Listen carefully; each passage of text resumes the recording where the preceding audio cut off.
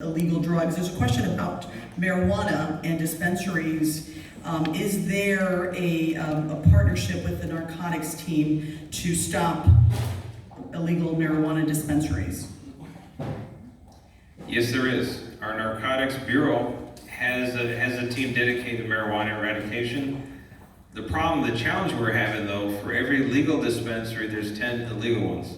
We take out those 10 and then 10 more pop up somewhere else. So we're chasing them all over the place. We rely on your tips and your leads about these things opening up. And we'll take all of them.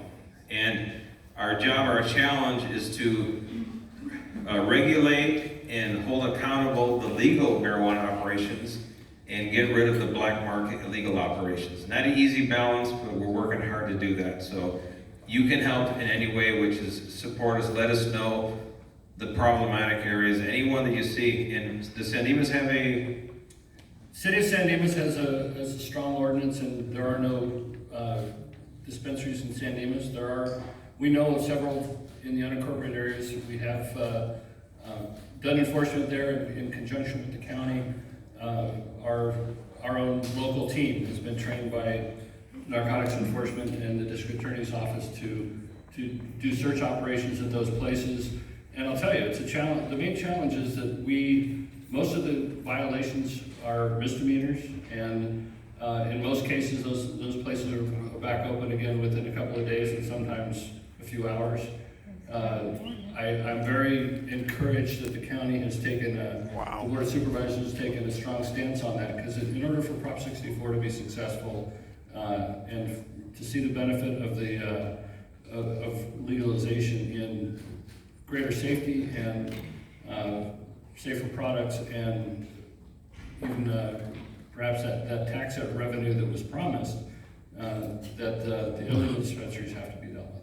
Build the law. And then, because San Dimas doesn't have one, unincorporated Los Angeles County does not have licensed legal marijuana dispensary. So anyone you see in this area is an illegal one.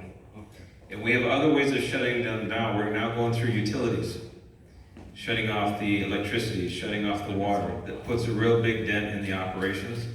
And then also challenging the property owner for permitting these type of activities on there. And it's nuisance abatement. It can be a little cumbersome, but we'll go through the process. At some point, the property owner is going to realize they risk losing the entire property by allowing an illegal activity to go on the property. So we'll hold them accountable for that. So work with us and we'll make a dent in this. Follow Great, Chad thank you, sir. Bianco's lead. All right, next question has to do with mail. Apparently there is mail theft in my neighborhood, so what is being done to protect our mail, sir? Whoa. Good question. I know you guys are aware of the porch pirates out there. And anybody has the application, a ring door with the video thing on your door ringer? Yeah. It works. It's actually pretty good. So if you can afford to get out there and get More it, self-policing. slap it on your door. Yeah. It's pretty So, easy to install. don't feed the It's effective. coyotes. If you have a mailbox, Lock up your put a lock on valuables, the mailbox. get a ring. Why do we even need law enforcement? Right? If you have mail that's going to be It's picked all our up, fault anyhow. don't leave it in an open mailbox with a little flag on it, because all you're begging for is somebody to come and just take it. Jeez. So unfortunately, that's the world we live in today, so let's just adapt to it. We don't have to live in a world Lock like your this if we mailbox. locked up the If you have criminals. something that We're needs supposed to be just tolerate put in this? the mailbox yourself for delivery. Don't leave it in your mail. Don't accept Simple mail. like That's that. the answer. If you're gonna have a package delivered, know when it's gonna be delivered in someone's home to take the delivery, or have it go to a regional center and pick it up from there. That's right. It's But your not fault. Not leave it on your doorstep when you're at work, because someone's just gonna walk away with it. And I've had this fight myself. I have a FedEx package on my cul-de-sac, which is almost a quarter mile from my house, and they leave it on top of the mailbox, like it's gonna be there when I go pick it up. So I hear you. And mail theft's kind of the hidden serious crime, because most of these thieves are doing this to do identity theft. And so stealing a piece of paper out of your mailbox often results in additional identity theft, or if there are credit cards that are delivered to your house, they're getting used immediately. They're driving straight to Walmart and doing those things. But number one that I would ask of all of you is take the mail out of your mailbox when you get home. The vast amount of reports that we get in this area, the stuff that's occurring at night. So please, if you take it out at night, if the thieves learn that they're not gonna find anything when they come through here, Sheriff talked about the ring videos. We get videos all the time, cars driving around in the dark with their lights off, stealing mail, and I can only imagine that if the mailbox was empty, they wouldn't come around. All right. Next question. Sir, how has the Board of Supervisors assisted you in accomplishing your goals in these last few months since you were sworn into office? Interesting, good question. Oh, he wrote it. We're working, it's a Wow. It's a challenging relationship at times because sometimes we have competing needs, but we agree on things in common. One of them is the body cams. Orders. My first week in office, we picked apart the old proposals, redid the entire thing, dropped the price tag from 55 million down to 14 million with a one-time startup of 20 million. So, and then instead of having 239 people required to run the program, we dropped it down to 28. And now that figure was more palatable. The board accepted the proposal. We had a study done by the International Association of Chiefs of Police. They looked at our proposal, they agreed with it, they made some recommendations, we adopted their recommendations, got it back to the board. The board has now set aside $34 million in a pot, and now we're going through the process of purchasing the body cams. So it helped everybody coming together and getting rid of the past proposals that weren't really going anywhere because they weren't realistic, they weren't feasible. Now we have a hard proposal up and running, and hopefully before the year is over, we'll have the first 5 stations with these cameras deployed. So we're on the right path, and that's an example of good cooperation between the Board of Supervisors, the CEO's office, our department, and actually it also involves the District Attorney's office. Great, thank you. There's also a question here about amongst all the concerns of quality of life issues, how do we increase faster response times here in the city of San Dimas?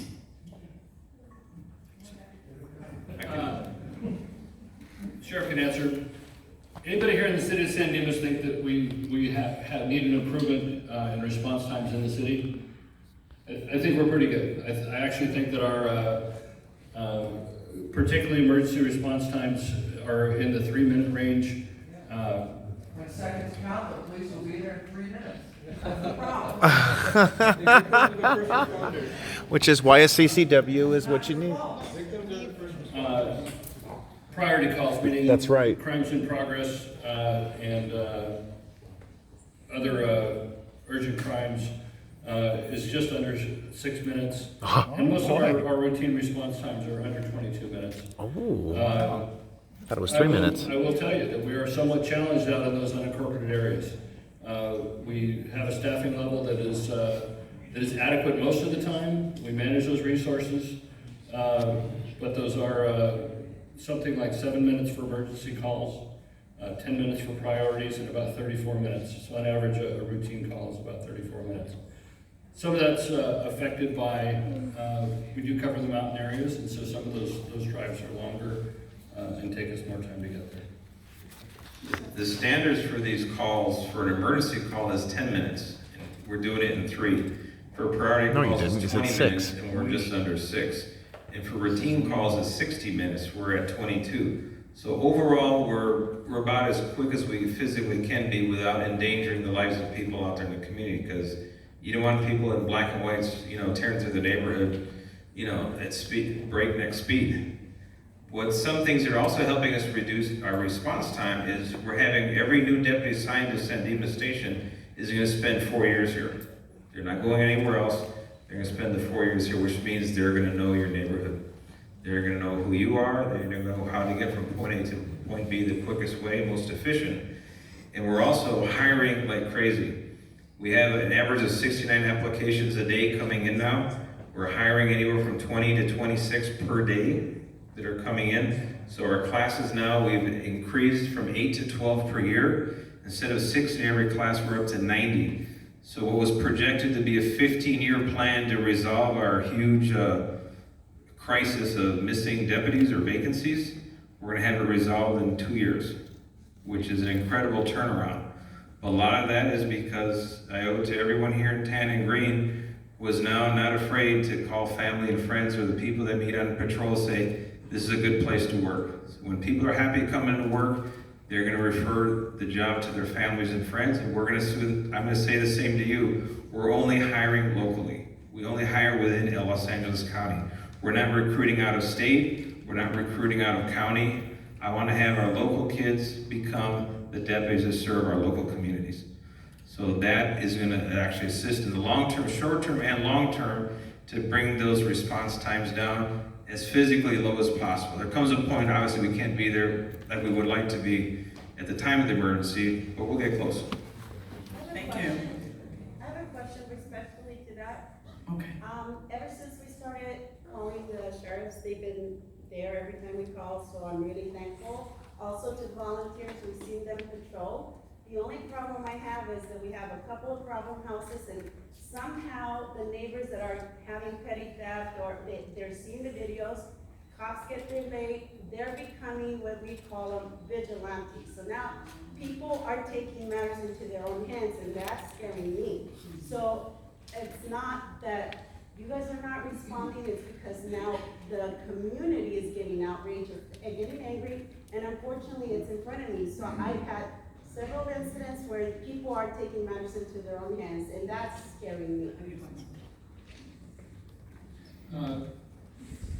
It's called self-defense. Everybody needs to protect themselves. I wouldn't advise anyone to take action unless it was absolutely necessary. I don't want you putting yourselves in danger, and that's a challenging situation. I mean, I understand that, but not everybody, but it's in front of me, so I'm afraid Right. that some of that is gonna hurt me or my family, so that's where I'm at. Absolutely. We do our best to make sure that people that call us can remain anonymous if they want to. A big part of what the sheriff's talking about, having local deputies work our local communities. I'm a product of that. I grew up in the sheriff's jurisdiction, and it influenced my choice. We want our deputies to be local, to know who the players are, to be able to get to know those people, know the problems in the neighborhood, and be peacemakers. I mean, our goal is not only law enforcement, but we really are peace officers. Mr. Villanueva said that you're gonna make certain people accountable, like those marijuana facilities owners. How do you make a homeowner accountable to homeless people? I heard that it's not a crime to be homeless, but unfortunately, they're the ones that are causing all these troubles. Bringing crime, bringing theft, and being home at certain homes, and nothing's done about that. How do you hold those homeowners accountable? There's one way can we hold them accountable. Faster than just being said, Well, we have to be there. right? We have to get involved. We will take a look at the calls for service that a certain location may generate, and we'll start looking at it from a different perspective. One is actually have a sit-down meeting with the homeowner. Lay out the facts. Hey, we went to your house 20 times in the last month. That sounds Every other, Sit down. right? Every other. But he won't house sit is- down they with rarely see a beer law summit. enforcement. Right. But your house is 20 times in 1 month. What is going on, and how are you taking responsibility over your property? And we've had occasions where sometimes it's the in-law that's unwanted, or a son or daughter who's of age, and you have aging parents who are afraid of their own children. And sometimes the question of getting a restraining order and kicking a party out of the house, that the problem improves. But we need to understand the root cause of what the dysfunction is. If there's a referral we can provide to something, it might be issue of the homeless referral. If they're visiting the property, there's someone who's bringing people in, that also happens. We understand that. It's all of the above. Okay, so we're hitting all of them. Well, we're gonna have a sit down, and our community policing model up and running is gonna have a deputy responsible for that community. You're gonna know who the name of the deputy is, you're gonna have their cell phone number, and they will know exactly who is responsible and how to resolve the situation, short-term and long-term. And it won't disappear overnight, but we'll put in place the measures that will make it effective. Thank you.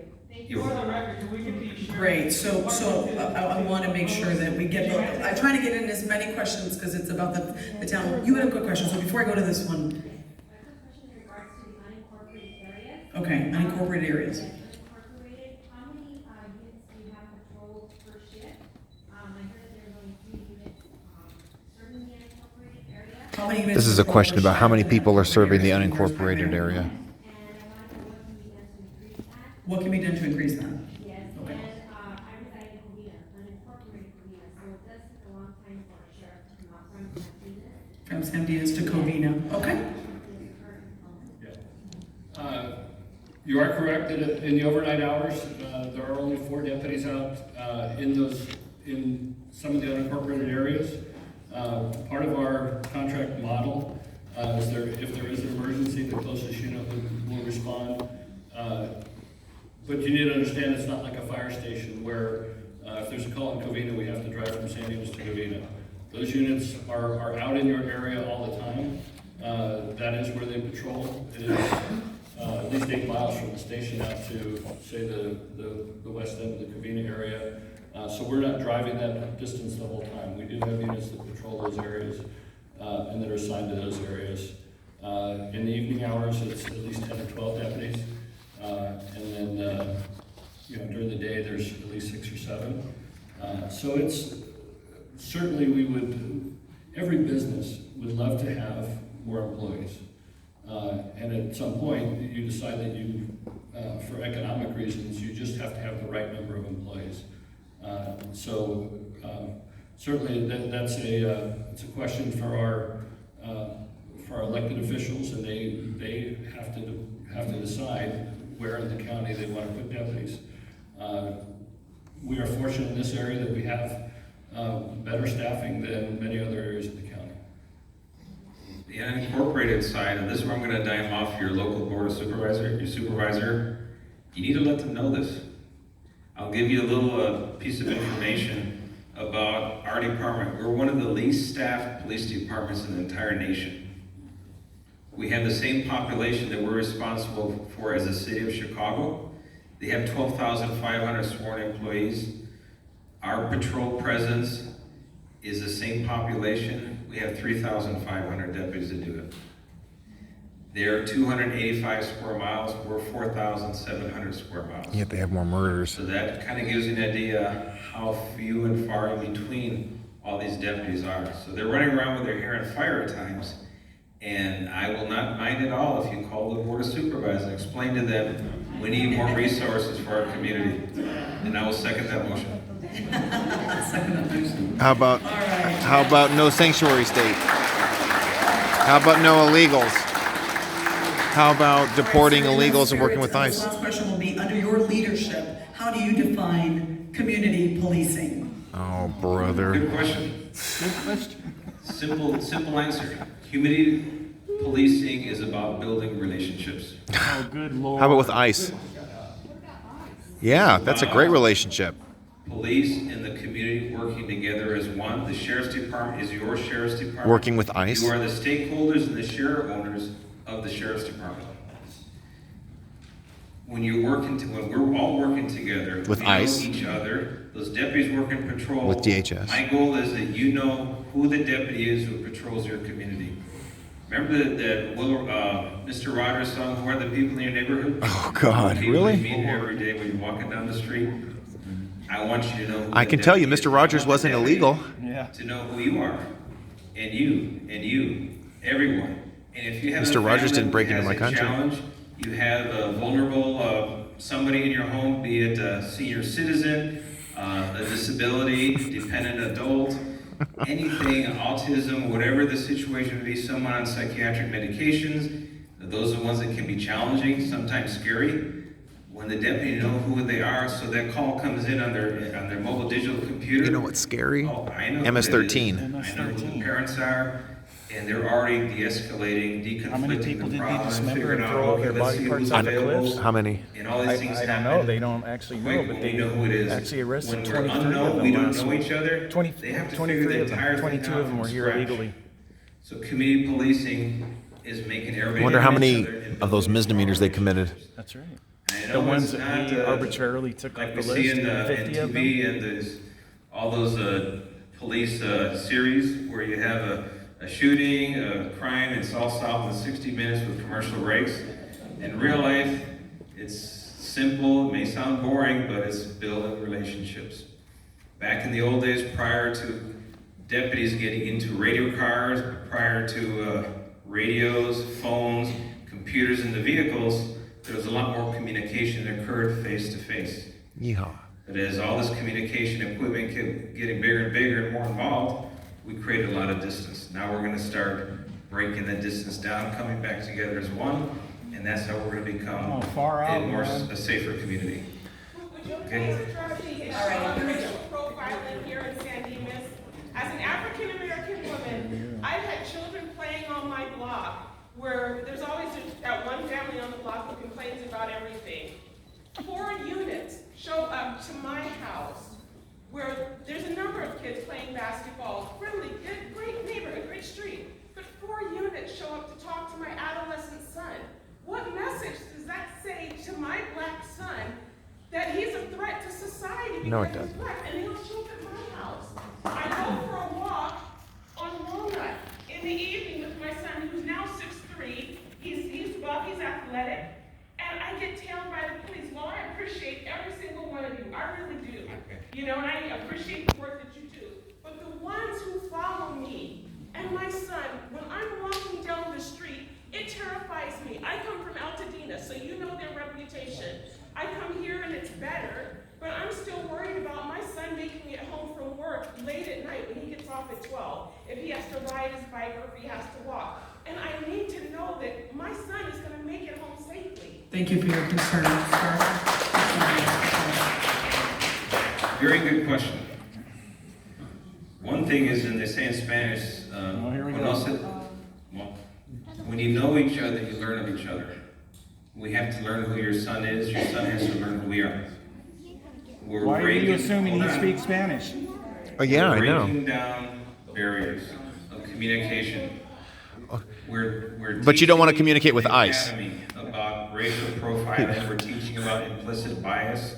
The state is mandating us that we do a bunch of different training. We're doing in the academy, we're doing it in patrol school, the field training program, and we're getting people. It's all about deputies in particular, communication. to realize the color of the skin does not matter about what person's worth is. It is what they're doing, whether it be legal or illegal, is what you need to focus on. How are you holding the deputies accountable? Thank you so much. We want to make sure we maintain. How about working with ICE? How about communicating with our federal partners to ensure a safer community? And why are you hiring people who've been fired for domestic violence? Where's Alicia now? Thank you very much for, Why did you filter all those questions out? we do respect you for voicing your opinion. We're trying to answer all the questions. You didn't answer one of our questions. No, you did not. And you didn't even address any of the people in this group. Just tell us how you plan to eradicate MS-13, buddy. MS-13. San Dimas, I want to thank you for attending. I want to thank you for your support. Let's continue this dialogue. Sounds this pretty conversation. exclusionary. Okay, she's from Claremont. She doesn't matter? Ma'am, in the back with a concern with your son, would it be possible I could meet you and your son? Oh, but you don't want to meet here with we go. Angie, right? But you don't want to meet with Angie, whose son was. All right. And for Okay. Hey, are you going to meet with the families of the dismembered? Yeah. MS-13 killed how many people? Mr. Morris back there. I want to thank you. Karen De Leon, is she here? I want to thank Karen De Leon as the facility manager, Captain Andrew Berg, Lieutenant Waleed Afrafia. Where do you go? He's in the back. All right, Sergeant Henry Sines. Okay. Deputy Wally Brax, Deputy Kristen Corrales, Monique Campos, Okay. and Danny Batanero and Natalie Garcia. These are the ones that have been putting all the town halls together. I want to thank each and every one. Are you the ones who weed out the questions too?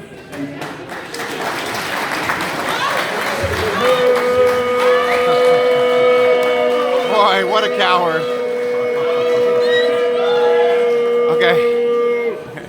This guy's policies ensure that more illegals will be committing more business, more crimes, MS-13, unimpeded, and this guy says nothing about Say it. hi to your MS-13 buddies. It's time to resign. It's time to resign. This is quite a wall, isn't it? Hypocrite. So what is it? They got quite a wall here. Look at this. 1, 2, 3, 4, 5, 6, 7, 8. Didn't answer one question about us. 8. Not one. Isn't that incredible? You wouldn't answer one question about us. 8 people.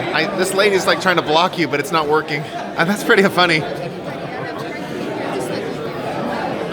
Okay, but you don't have a right to block people. Thank you. She was trying to block her camera. Didn't work.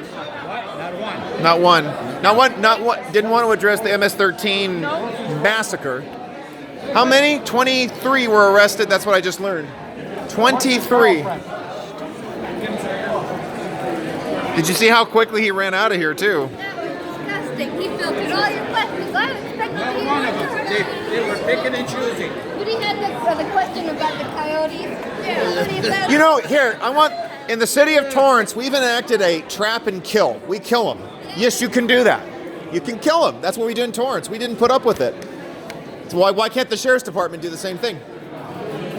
Because the board of supervisors cares about the coyotes. I'll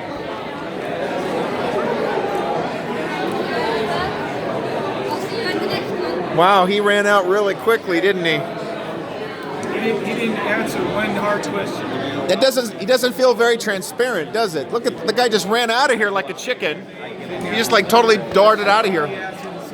How many more people have been hired who were fired for domestic violence? I don't know. I know of one. Who else? That we know about. Because enough whistleblowers raised enough hell. That's why. And there it is. And why is it that this sheriff wants to bring in more criminals? And I mean, poor MS-13. Board of Supervisors. Oh, I have.